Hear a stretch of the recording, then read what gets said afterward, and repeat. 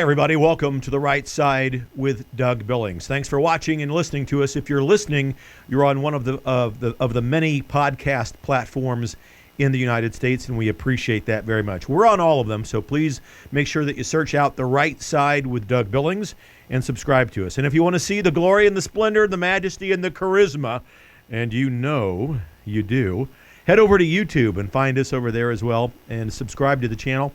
We're on Facebook and Twitter as well.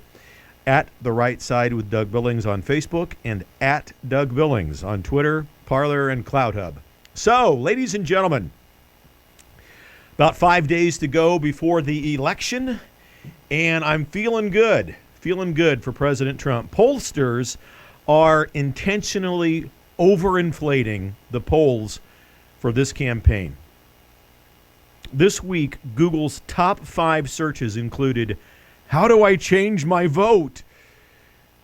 And that's their analytics attribute that to the terrible couple of weeks that Joe Biden's campaign has had, specifically as it's related to the Hunter Biden laptop, the scandal that erupted from all of that, and, of course, the Tony Bobulinski and Tucker Carlson interview.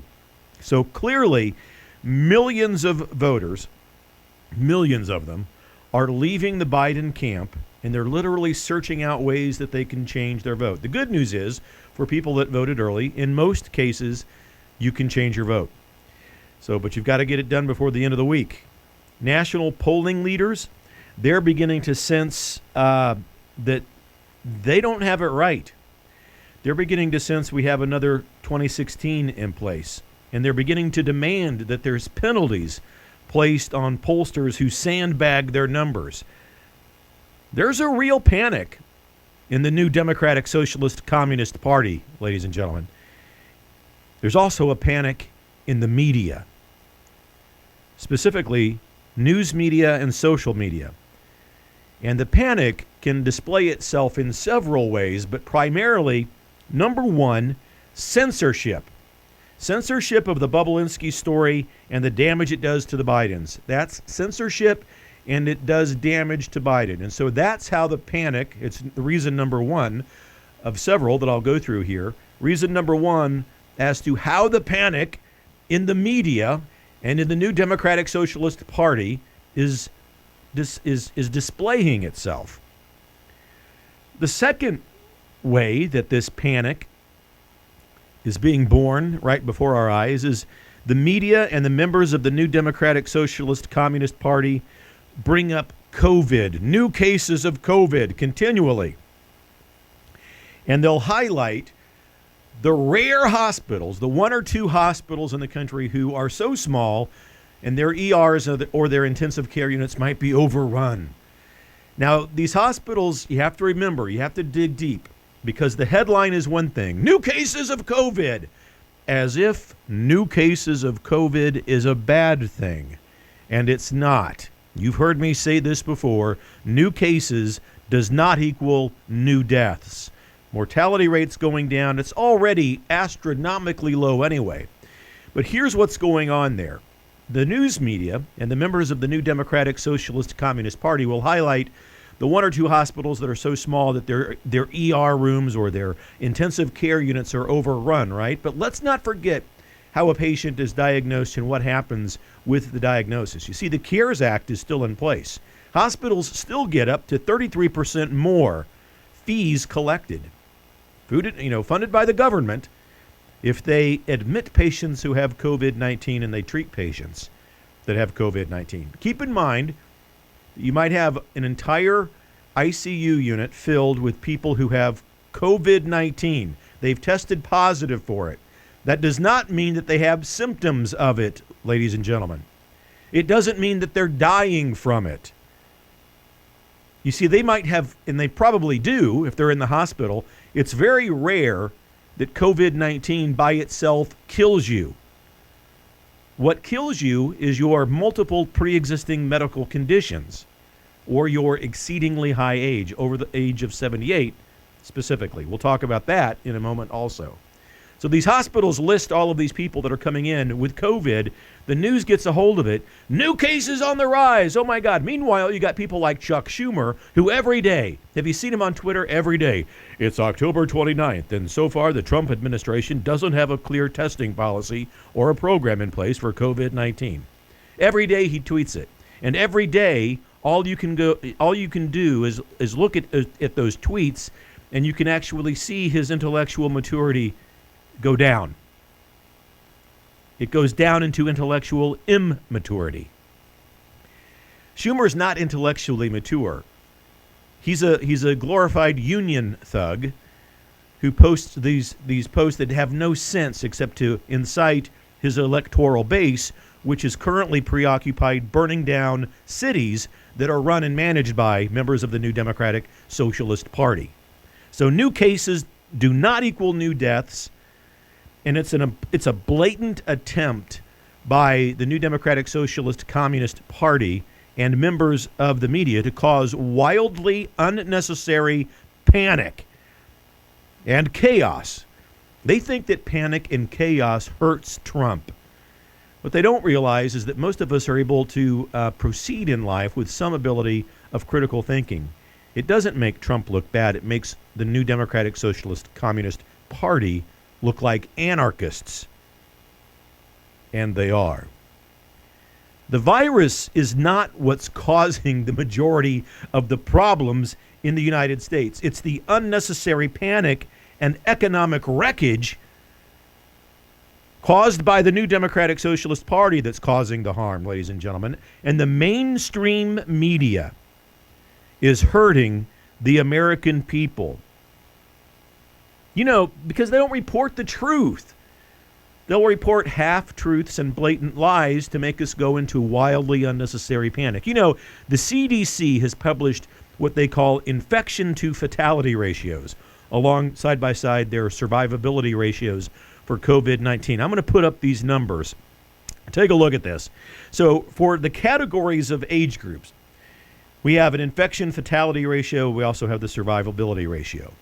So for age birth to 19, look at this. That's 0.00003. 4 zeros and a 3% is how many people will get the disease and die from it in that age group. It barely even is a catchable statistic. It's so low. From age 20 to 49, 0.0002%. From age 50 to 69, 0.005%. Age 70, 0.054%. And most of the deaths in the age 70 plus age group happen at or above age 78, ladies and gentlemen. And do you know what age 78 just happens to be in the United States of America? Age 78 is the average lifespan of people in this country. So what the CDC is saying is, look, you don't have anything to worry about here. Look at these stats. Look at this data. Now, look, people are going to say, well, if you just, every death is terrible and it's tragic, and if you knew somebody who had COVID, you'd think differently. And well, let me tell you something. Here's a true story, and I had to wait till today to report it to you because I wanted to make sure the outcome actually happened the way we were told it would. I have a mother, God bless her, a living saint, 81 years old. She has the beginnings of Alzheimer's disease. She's been in a memory care facility for about a year, and last week she got COVID. Of course we're worried. Of course. I have been telling you what I'm telling you about the data and how it's a nothing burger and how it's the biggest nothing burger in the history of hysteria is what it is. But I've been telling you that since this whole thing began in January. And I knew, they're gonna throw me under the bus. They're gonna come after me because now my mom has it. And aren't you sorry, Doug, that you made fun of this virus? Now don't you understand how serious it is? Well, I've always thought it was a serious virus, but I never thought there was a need to panic about it. And I've never thought there was a need to shut down the country and wreck our economy because of it. I've always said that we should take care of the medically fragile and the elderly. I've never said anything different. So my mom got the virus. 81 years old, Alzheimer's disease. You can't be in a higher risk category. Asthma, she has asthma. I mean, it couldn't be any worse, right? So okay, maybe this will be it for Mom. She's in that category, and she remained asymptomatic for the entire week that she was in the hospital. And today, 5 days after she was admitted into the hospital with COVID, never displaying any symptoms of it at all, not even a fever, she's being released and sent back to her apartment in the memory care facility. Now, that's good news, and that's what happens to the vast majority of people who get this thing. And these are the kinds of stories that we should celebrate. This is what we should be doing. We shouldn't be dwelling on fear and wildly unnecessary chaos. And the president is absolutely right. We cannot let COVID ruin and run our lives, ladies and gentlemen. It's absolutely intellectually immature to let that virus ruin our lives and to cause fear among the people in this nation or the world. The statistics don't bear it out. The survivability ratio is phenomenally high. There's no reason to panic.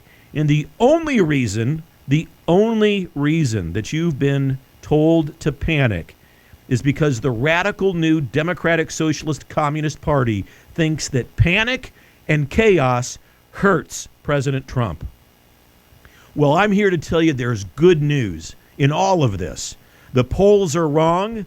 The mass numbers of people showing up for these rallies for Trump are off the charts. And my story about my mother are the kinds of things that the media needs to be reporting. There have been over 5 million people who have caught COVID and recovered from it. Let's start telling the truth, mainstream media. The other side wants you to live in fear and panic. And one last thing, the masks. Don't ever think the masks were about your health. I've said this since February as well. Masks are political signaling. They're a sign of capitulation to the mob and anarchy, and they're a sign of animus to President Trump. Ladies and gentlemen, we have a pack of blessings in this country and upon our backs, and President Trump has shown us these. His mindset that he won't be controlled by a virus is the mindset that we should have. So let's start reporting the good news. And don't forget to take inventory of that pack of blessings on your back. Thanks for watching The Right Side with Doug Billings. Find us on your favorite social media platform, please. Give us a follow. God bless you. We'll meet again. Cheers.